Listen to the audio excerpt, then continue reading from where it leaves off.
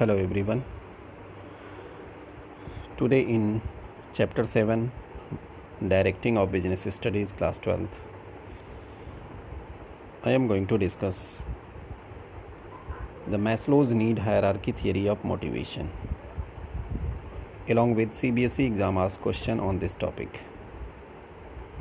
Dear student, इस video में मैं मोटिवेशन की नीड हायरार्की थियरी जिसको अब्राहम मैस्लो जो कि एक अमेरिकन साइकोलॉजिस्ट थे उनकी जो नीड हायरार्की थियरी है उसके बारे में डिस्कस करूँगा. Let's start the topic. Maslow's need hierarchy theory. First of all something about the Abraham Maslow. Abraham Maslow is US psychologist and popularly known as the father of management psychology. He developed the theory of motivation in 1943. इनका जो पहला research paper इस theory के ऊपर उन्होंने develop किया था उसको पब्लिश किया गया था 1943 में based on hierarchy of needs of human being.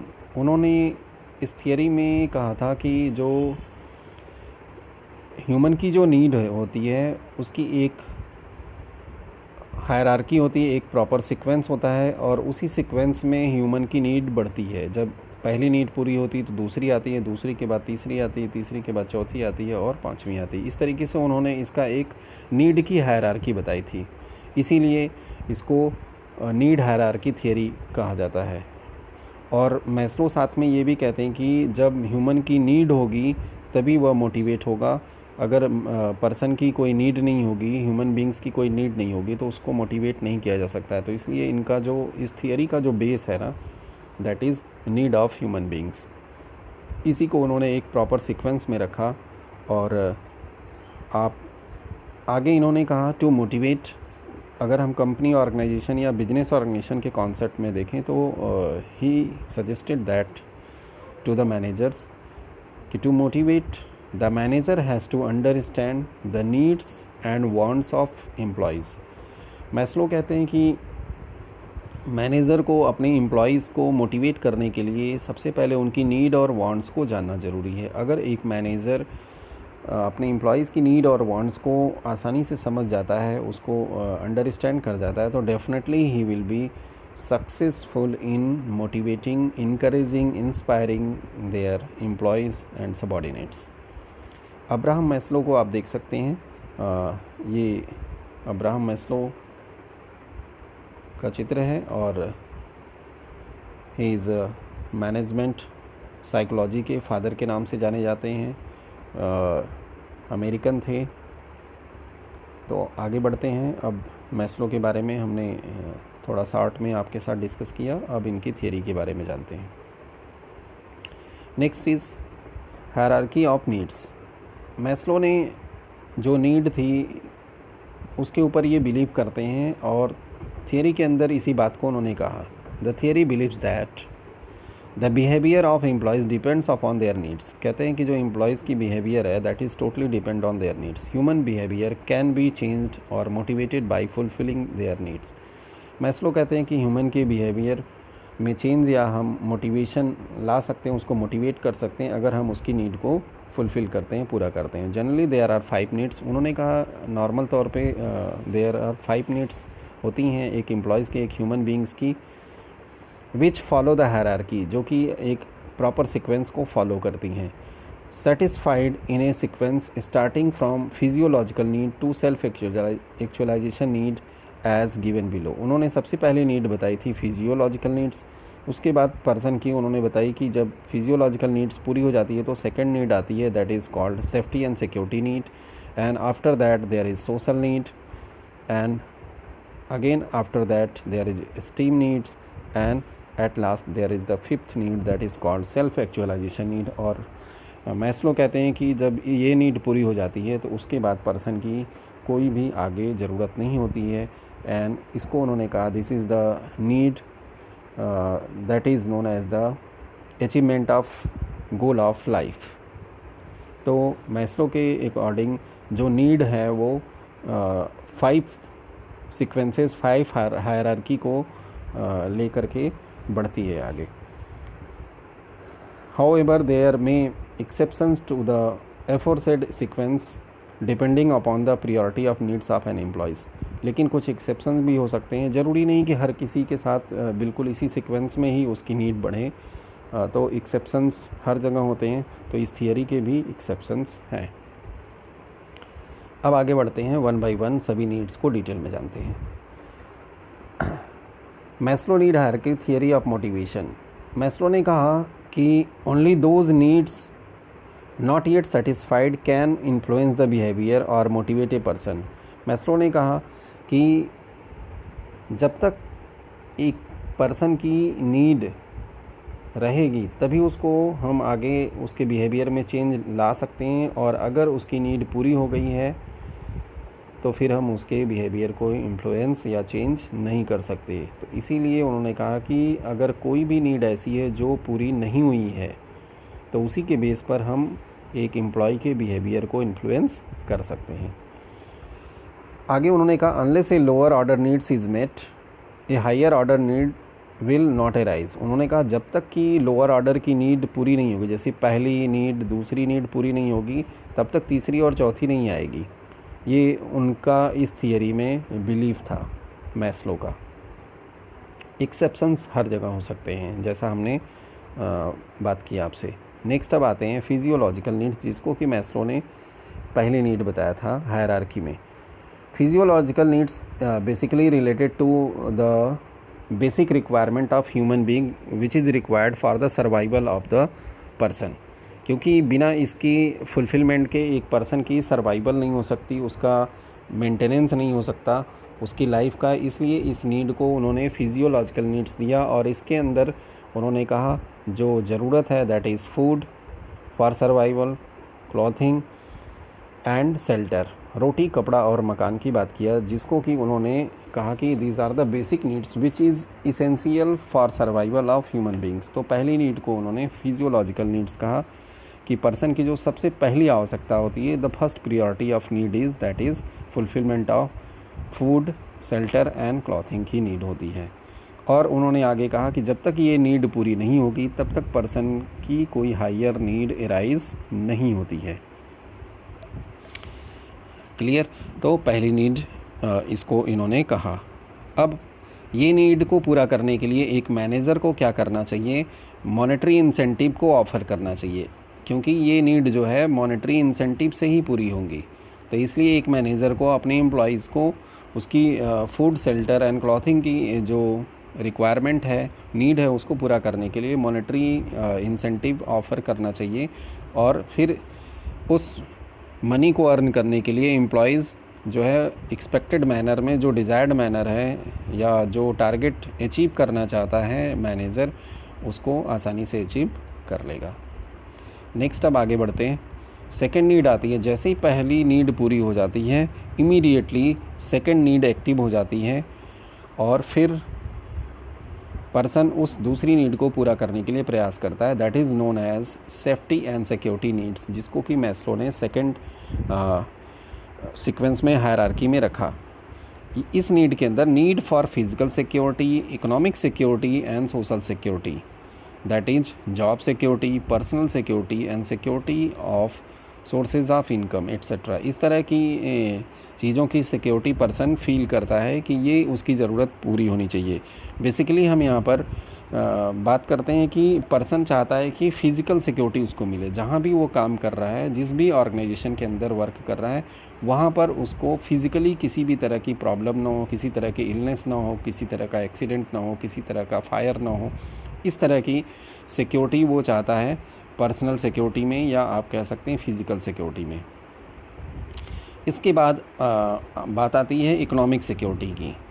Economic security में वो ये चाहता है कि जो उसकी बेसिक नीड थी, जो फूड, शेल्टर और क्लॉथिंग की थी, यह आगे भी फ्यूचर में पूरी होती रहे, और इसके लिए वो चाहता है कि उसको इकोनॉमिक सिक्योरिटी मिले in form of job security. उसकी जॉब सिक्योर रहे, आगे भी वह जॉब चलती रहे, ताकि उसकी जो बेसिक नीड्स हैं वह पूरी होती रहें। इसके अलावा वो चाहता है security of source of income, जो भी उसका इनकम का सोर्स है वह बना रहे और आगे उसमें इंक्रीजिंग ट्रेंड हो, ना कि डिक्रीजिंग ट्रेंड हो, या ना कि कोई लॉस हो। तो इस तरह की वो चीज़ें चाहता है या इस तरह की नीड फील करता है अंडर द इकोनॉमिक सिक्योरिटी के अंदर है। अगेन आप समझिए, इकोनॉमिक सिक्योरिटी का मतलब होता है कि सफिशिएंट फंड उसको मिलता रहे, सफिशिएंट इनकम उसको मिलता रहे to meet the future physiological needs, जो उसकी बेसिक नीड है उसको पूरा करने के लिए उसको फंड मिलता रहे, जिसमें उसकी job security and security of source of income आता है। तो ये दूसरी नीड है। अगेन इस नीड को पूरा करने के लिए फाइनेंशियल इंसेंटिव या मॉनेटरी इंसेंटिव ही ऑफ़र किए जाने चाहिए। फाइनेंशियल इंसेंटिव या आप कह सकते हैं मॉनेटरी इंसेंटिव मैनेजर को दिया जाना चाहिए, मैनेजर के द्वारा दिया जाना चाहिए अपने एम्प्लॉयज़ को। अगर मैनेजर इन अपने एम्प्लॉयज़ को फाइनेंशियल इंसेंटिव या मॉनेटरी इंसेंटिव ऑफ़र करेगा तो जो एम्प्लॉयज़ की सेफ्टी एंड सिक्योरिटी की नीड है वह पूरी हो जाएगी। वर्किंग प्लेस पर वह फिज़िकल सिक्योरिटी के अंतर्गत जो है सेफ्टी चाहता है, उसको किसी तरह की एक्सीडेंट ना हो, फायर ना हो या कोई इलनेस ना हो। क्लियर? तो ये दूसरी नीड थी। अब हम आते हैं तीसरी नीड। जैसे ही दूसरी नीड पूरी हो जाती है तो पर्सन की, एम्प्लॉय की थर्ड नीड यहाँ पर एराइज होती है and the third need is social need. Social need के अंतर्गत जो पर्सन की जो नीड होती है that is need for love and affection, friendship, sense of belongingness, to be accepted by one's peer etcetera. जो उसका पीयर ग्रुप है, जिस ग्रुप में वो काम करता है पर्सन, उस ग्रुप के सभी लोगों के साथ वह फ्रेंडशिप चाहता है, उनके साथ अफेक्शन चाहता है, उनके साथ लव चाहता है, ताकि वह ग्रुप में अच्छे से बना रहे, सबके साथ उसको कोऑर्डिनेशन मिले, सबके साथ उसको सहयोग मिले, कंपेनियनशिप मिले, ताकि वह अच्छे से काम कर सके। तो इस तरह की जो नीड है वो थर्ड हायरार्की में आती है मैस्लो के अकॉर्डिंग। मैस्लो कहते हैं कि जैसे ही सेफ्टी एंड सिक्योरिटी नीड पूरी हो जाती है, जिसको कि सेकंड नीड कहा था, आफ्टर दैट इमीडिएटली पर्सन की सोशल नीड एक्टिव हो जाती है और उसको फुलफिलमेंट करने के लिए manager should prefer team work. और इसके लिए मैनेजर को क्या करना चाहिए? ऑर्गेनाइजेशन में टीम वर्क को प्रेफर करना चाहिए, टीम वर्क को प्रेफर करना चाहिए। इवन आपने जो बिजनेस स्टडीज़ का सेकंड चैप्टर है प्रिंसिपल्स ऑफ मैनेजमेंट, तो हेनरी फ्यूल का भी जो 14 प्रिंसिपल्स ऑफ मैनेजमेंट है उसमें भी उन्होंने प्रिंसिपल ऑफ टीम स्पिरिट की बात किया था, जिसको कि स्पिरिट डी कॉर्प्स के नाम से जानते हैं। तो उसमें भी उन्होंने टीम वर्क की बात किया था, ताकि लोग मिल कर के काम करें। अगर टीम वर्क में काम करते हैं तो automatically there is the coordination, सभी लोग आपस में मिल कर के काम करेंगे, गेट टुगेदर होंगे और आपस में उनके जो रिलेशनशिप हैं, सोशल रिलेशनशिप हैं, ठीक है, वह बेहतर होंगे। तो एम्प्लॉयज़ की जो सोशल नीड है that will be fulfilled with the help of team work. तो यहाँ पर कोऑर्डिनेशन और टीम वर्क की बात किया, so that the third need social need can be fulfil. और यहाँ पर आसानी से फ्रेंडशिप होगा, सेंस ऑफ बिलोंगिंगनेस डेवलप होगा, लव एंड अफेक्शन होगा एक दूसरे के प्रति, तो ये चीज़ यहाँ पर बढ़ेगी। अब इस नीड को पूरा करने के लिए फाइनेंशियल इंसेंटिव की ज़रूरत नहीं है, बल्कि नॉन फाइनेंशियल नीड, यहाँ पर नॉन फाइनेंशियल नीड की ज़रूरत है। नॉन फाइनेंशियल नीड को ऑफ़र किया मोटिवेटर्स को ऑफ़र किया जाएगा, तब ये नीड पूरी होगी। तो पहली जो दो नीड थी that is fulfil with the help of financial incentive, and third need जो आई ये नॉन फाइनेंशियल इंसेंटिव ऑफ़र करके इसको मैनेजर पूरा कर सकता है। नेक्स्ट अब आगे बढ़ते हैं फोर्थ नीड। जैसे ही सोशल नीड पूरी हो जाती है पर्सन की, तो मैस्लो कहते हैं कि उसकी फोर्थ नीड एक्टिव होती है, जिसको कि एस्टीम नीड उन्होंने कहा। एस्टीम नीड के अंतर्गत पर्सन जो है वह दो तरह की नीड फील करता है कि पूरी होनी चाहिए। Need for positive self image and self respect, वह चाहता है, एम्प्लॉय चाहता है, पर्सन चाहता है। सेकंड चाहता है need for recognition and respect from others, वह रिकॉग्निशन और रिस्पेक्ट दूसरे लोगों से चाहता है। और उसकी इच्छा होती है डिज़ायर फॉर स्टेटस, उसकी स्टेटस में चेंज आए, उसकी प्रेस्टीज में इंक्रीजिंग हो, बढ़ोतरी हो, डिग्निटी उसकी बढ़े, सेल्फ रिस्पेक्ट मिले, इंडिपेंडेंस वह काम करे, रिस्पेक्ट फ्रॉम अदर्स मिले उसको।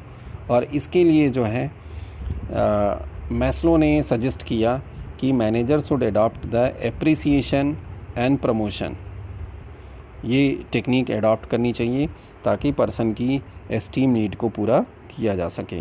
बेसिकली जो एस्टीम नीड है ये रिकॉग्निशन से रिलेटेड है, रिस्पेक्ट एंड रिकॉग्निशन।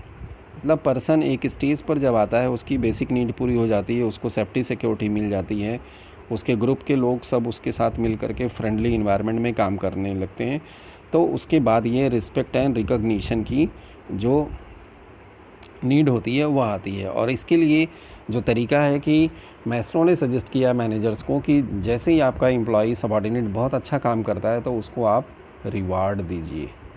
क्या देना है? उसको रिवार्ड देना है। अगर आप रिवार्ड उसको देते हो, उसने अच्छा काम किया, उसको जो ऑर्गेनाइजेशन के अंदर कोई फंक्शन होता है, सारे एम्प्लॉइज़ के सामने उसको सर्टिफिकेट दीजिए, उसको कोई प्राइज़ दीजिए। इस तरीके से अगर आप उसको ऑफ़र करते हैं तो उस कंडीशन में उसकी जो एस्टीम नीड होती है वह फुलफ़िल होती है और पर्सन काफ़ी इनकरेज होता है और अच्छा करने के लिए। जब पर्सन की फोर्थ नीड, जिसको कि एस्टीम नीड कहा गया, अगर ये पूरी हो जाती है तो उसके बाद फिर अगली नीड आती है इस हायरार्की सीक्वेंस में। तो मैस्लो इस नीड के बारे में भी कहते हैं कि ये नीड जो होती है ये नॉन फाइनेंशियल नीड है और इसके लिए फाइनेंस की ज़रूरत नहीं होती है। बिना फाइनेंस के, मतलब यहाँ पर पर्सन को पैसे से हम इनकरेज नहीं कर सकते, मोटिवेट नहीं कर सकते, बल्कि उसको हम प्राइज़ दे करके, अगर हम उसने अच्छा काम किया उसको एप्रिसिएशन सर्टिफिकेट दीजिए, उसको प्राइज़ दीजिए, तो पर्सन जो है वो काफ़ी मोटिवेट होगा और बेहतर करने की तरफ आगे बढ़ेगा। ये मैस्लो का मानना था फोर्थ नीड के बारे में। अब जैसे ही ये फोर्थ नीड पूरी हो जाती है तो मैस्लो कहते हैं कि फिफ्थ नीड जो है वो पर्सन के अंदर एक्टिव होती है, एम्प्लॉयज़ के अंदर एक्टिव होती है, and that need is called self actualization need. और इसको उन्होंने लास्ट नीड कहा पर्सन की, एक पर्सन की उन्होंने आखिरी नीड कहा। इसके अंतर्गत उन्होंने कहा कि अचीवमेंट ऑफ लाइफ एम्बिशन, उन्होंने कहा पर्सन की जो लाइफ का मेन गोल होता है ना, जब उसको अचीव कर लेता है तो फिर उसके अंदर एक आत्मसंतुष्टि की जो फीलिंग होती है कि whatever he has achieved in his life that is good for him, now there is no more need to fulfil. जब इस तरह की फीलिंग आती है तो that stage is the fulfilment of self actualization need. Desire to become everything one is capable of becoming. Maslow कहते हैं कि जो कुछ भी पर्सन बनना चाहता था अगर वो बन जाता है तब इस तरह की फीलिंग आती है, and this need is reaching to the aim of one's life. और इस नीड को उन्होंने कहा कि जो जीवन का लक्ष्य था उस लक्ष्य तक पहुंचना ही जो है, उस लक्ष्य की प्राप्ति जो है सेल्फ एक्चुअलाइजेशन नीड का फुलफिलमेंट है। तो मैस्लो के अकॉर्डिंग सेल्फ एक्चुअलाइजेशन नीड में जो उन्होंने कहा कि reaching to the aim of one's life, once the employee becomes what he want to become, जब एम्प्लॉय जो कुछ भी बनना चाहता है वह बन जाता है, जो उसने अपने बारे में सोच रखा था अगर वह बन जाता है तो it means satisfaction of his actualization need. तो मैस्लो कहते हैं कि यही वह स्टेज है जहाँ पर उसकी एक्चुअलाइजेशन नीड का सेटिस्फैक्शन हो जाता है, और इसके बाद उन्होंने कहा कि फिर पर्सन की नीड नहीं होती, because this need include growth, self fulfilment and achievement of goal of life. तो ये 5 hierarchy need theory of motivation है, जिसको कि आपने यहाँ पे देखा। मैस्लो ने ये 5 सीक्वेंस बताए, हायरार्की बताई थी। अब हम आगे बढ़ते हैं। मैस्लो की नीड हायरार्की थियरी में अगर आप इसको ट्रायंगल शेप में देखें तो यहाँ पर उन्होंने सबसे नीचे basic physiological need, safety and security need, और इसके बाद सोशल नीड जिसको एफिलिएशन या बिलोंगिंगनेस नीड भी कहा जाता है, इसके बाद esteem need and self actualization need. इसको यहाँ पर उन्होंने इंडिविजुअल के भी एग्जांपल के साथ कंपेयर किया और साथ में एक ऑर्गेनाइजेशन में एम्प्लॉयज़ के साथ भी कंपेयर किया। तो अगर आप देखें एक इंडिविजुअल में तो जो सबसे बेसिक नीड होती है भूख, हंगर, और अगर एम्प्लॉय के पॉइंट ऑफ व्यू से देखें तो यहाँ पर उसकी जो पहली नीड होती है दैट इज़ बेसिक सैलरी।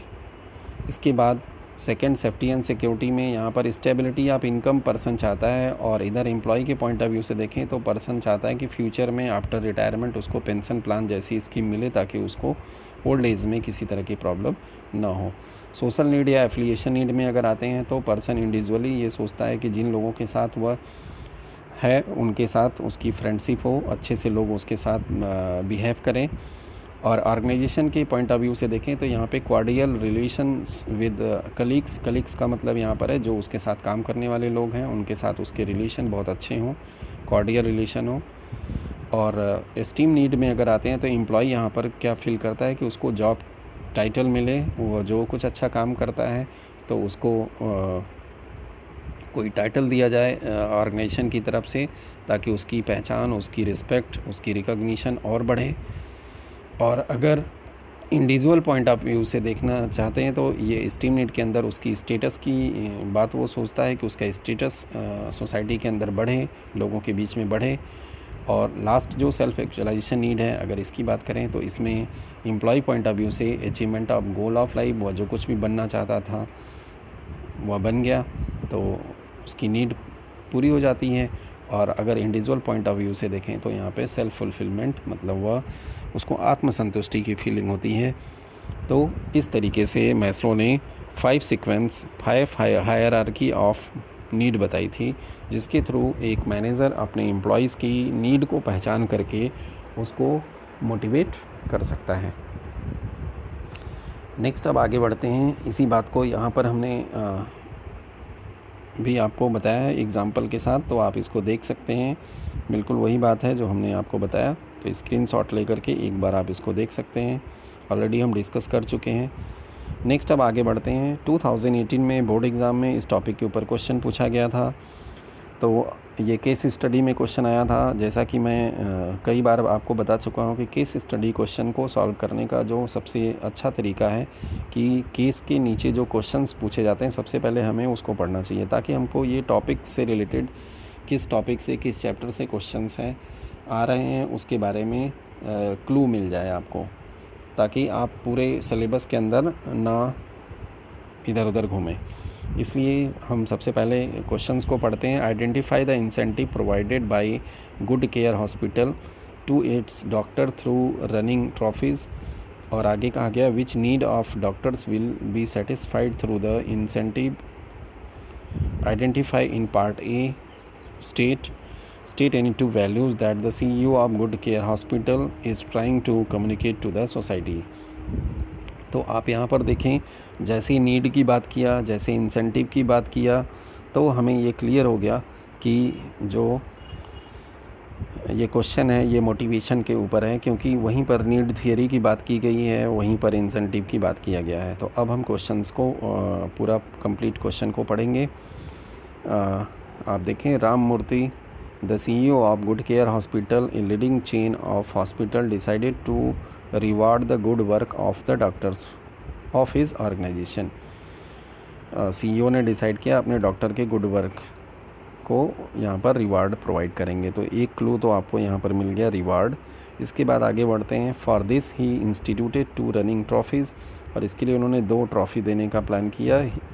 पहली ट्रॉफ़ी होगी a health care achievers trophy to acknowledge and appreciate the tireless efforts of the doctors who rendered selfless services to the patient। उन्होंने पहली जो ट्रॉफ़ी का जो टाइटल दिया यहाँ पे हेल्थ केयर अचीवर्स ट्रॉफ़ी, ये उन डॉक्टर्स को दिया जाएगा जिन्होंने बिना रुके बिना थके जो है मरीज़ों की सेवा किया, पेशेंट को सर्विसेज प्रोवाइड किया। और दूसरी ट्रॉफ़ी उन्होंने कहा बेटी बचाओ ट्रॉफ़ी दिया जाएगा to recognise the outstanding work done by the doctors in saving the girl child, जिन्होंने गर्ल चाइल्ड को बचाने के लिए आउटस्टैंडिंग वर्क किए हैं। इसके बाद the CEO also wanted to improve the health services in rural areas all over the country. और CEO ने ये भी डिसाइड किया कि रूरल एरिया जो कंट्री के हैं वहाँ भी हेल्थ केयर सर्विसेज को बढ़ावा दिया जाए। ही decided that all doctors must work in rural areas for at least 6 months। He also decided that the paramedical staff should be employed locally। उन्होंने ये डिसाइड किया कि जो पैरामेडिकल स्टाफ होंगे जब गांव में डॉक्टर्स जाके काम करेंगे तो वो वहीं के लोकल लोग लोगों को इन्वॉल्व करेंगे। तो यहाँ पर कुछ वैल्यूज़ आ रही हैं इस पैरा के अंदर, और बाकी जो हमारे आंसर जो ए और बी पॉइंट का आंसर है वो ऑलरेडी आप यहाँ पर देखें, हमने रिवार्ड एक यहाँ पर किया हुआ है, ट्रॉफ़ी देने की बात किया जा रहा है। तो इस तरीके से अब इस क्वेश्चन का आंसर हमें फाइंड करना है। तो आप देखिए, आइडेंटिफाई द इंसेंटिव। इंसेंटिव की अगर बात करें तो यहाँ पर जो इंसेंटिव आ रहा है, इंसेंटिव में रिवार्ड और रिकॉग्निशन की बात आ रही है, क्योंकि जब आप उन डॉक्टर्स को ट्रॉफ़ी देंगे जो बहुत अच्छा काम कर रहे हैं अपने रिस्पेक्टिव फील्ड में, तो यहाँ पर उनको जो ऑर्गेनाइजेशन के अंदर जो इंसेंटिव मिल रहा है दैट इज़ द रिकॉग्निशन मिल रहा है, रिवार्ड एंड रिकॉग्निशन। तो ये इंसेंटिव हो गया। और रिवार्ड एंड रिकॉग्निशन की जो नीड है वह कहाँ पर आती है, तो मैस्लो के नीड हायरार्की में ये जो नीड आती है ये एस्टीम नीड का पार्ट है। तो हमारा जो दूसरा आंसर होगा ये एस्टीम नीड की फुलफिलमेंट है। और इसके बाद वैल्यू की बात अगर हम करें तो वैल्यू पर अगर हम आते हैं तो यहाँ पर आप देखिए कि जो last para of the question है इसके अंदर वैल्यू की बात की गई है, जहाँ पे रूरल एरियाज़ में वर्क करने की बात की है, हेल्थ केयर सर्विसेज प्रोवाइड करने की बात करते हैं, और लोकल स्टाफ के लिए वहाँ के पैरामेडिकल स्टाफ के लिए वहाँ पर लोकल लोगों को जॉब ऑफ़र करने की बात कर रहे हैं। तो यहाँ पर एम्प्लॉयमेंट जनरेशन हो रहा है। तो इस तरीके से हम वैल्यूज़ को लिख सकते हैं। Now see the answer.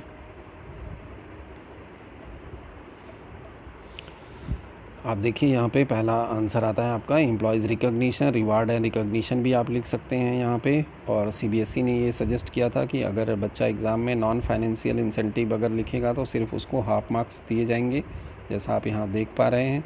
तो इसलिए आपको पूरा लिखना है एम्प्लॉयज़ रिकॉग्निशन या reward and recognition of employees. और उसके बाद बी कैटेगरी में जो नीड है वह स्टेम नीड के अंतर्गत आता है। तो इसको आप यहाँ पर एक्सप्लेन करेंगे। स्टेम नीड की ऑलरेडी हमने डिस्कस कर लिया है। इसके बाद वैल्यूज़ जो CEO of good care hospital convey कर रहे हैं टू द सोसाइटी, तो इसमें आप देखिए concern for health, concern for hygiene, creation of employment opportunity, good behaviour in human interaction and fulfilment of social responsibility, development of rural areas, balance regional development, saving girl child, women empowerment etcetera. तो इस तरीके से हम यहाँ पर values को लिख सकते हैं और अपने आंसर को बहुत अच्छा बना सकते हैं। आई होप आपको ये need hierarchy theory of Maslow motivation का जो है ये समझ में आया होगा। अगर आपको कहीं पर भी डाउट है तो आप इस वीडियो को दोबारा देखें और आपके डाउट्स क्लियर हो जाएंगे। अब आगे बढ़ते हैं। Assumptions of need hierarchy theory of motivation. कुछ एजम्पशंस हैं जिसको कि कहा गया है कि ये बातें होनी चाहिए यहाँ पर, तभी जो है पर्सन को हम मोटिवेट कर सकते हैं। तो Maslow's theory is based on the following assumptions. पहला जो एजम्पशंस है that is peoples behaviour is based on their needs, satisfaction of such need influence their behaviour. Maslow कहते हैं कि जो पर्सन का जो बिहेवियर है, पीपल्स का जो बिहेवियर है that is totally depend on their needs. और अगर नीड है तभी हम उसके बिहेवियर में कोई चेंज ला सकते हैं या उसको इन्फ्लुएंस कर सकते हैं। तो अगर उसको लगता है कि पर्सन की, पीपल की जो नीड को सेटिस्फाई करने के लिए ऑफ़र दिया जाए तो उसके अंदर डेफिनेटली चेंजेस आएंगे। Peoples need in hierarchical order. ये कहते हैं कि जो लोगों की नीड होती है ना वो एक प्रॉपर हायरार्की में होती है। जैसा कि आपने देखा उन्होंने 5 नीड बताया था। फर्स्ट नीड उन्होंने फिजियोलॉजिकल, दूसरी नीड उन्होंने सेफ्टी सिक्योरिटी, तीसरी सोशल नीड, फिर चौथी एस्टीम नीड और पांचवी सेल्फ एक्चुअलाइजेशन नीड। तो उन्होंने कहा कि जो है ये बेसिक नीड से शुरू होकर के हायर लेवल नीड तक पहुंचती हैं। A satisfied need can no longer motivate a person. और आगे मैस्लो कहते हैं कि अगर एक नीड सेटिस्फाई हो जाती है तो फिर वो बहुत ज़्यादा समय तक पर्सन को मोटिवेट नहीं करती है। इसलिए only next higher level need can motivate him. तो आगे उसको अगर मोटिवेट करना है तो जो नेक्स्ट हायरार्की नीड है वह उसको मोटिवेट करेगी। लास्ट जो एजम्पशन है, a person moves to the next higher level of hierarchy only when the lower needs is satisfied. Maslow कहते हैं कि एक पर्सन अपनी हायर नीड की तरफ तभी आगे बढ़ेगा जब उसकी जो लोअर नीड है वह सेटिस्फाई हो जाती है। तो इसके ऊपर भी बोर्ड एग्ज़ाम में क्वेश्चंस आ चुके हैं, नीड की जो हायरार्की से रिलेटेड जो एजम्पशंस हैं। तो ये बहुत ही इम्पोर्टेंट टॉपिक है, इसको आप समझेंगे अच्छे से। आई होप आपको हमारा जो डिस्कशन है ये समझ में आया।